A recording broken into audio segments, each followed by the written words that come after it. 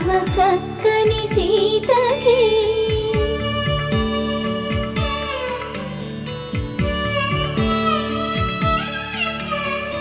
ఎర్ర జాబిలి చేయి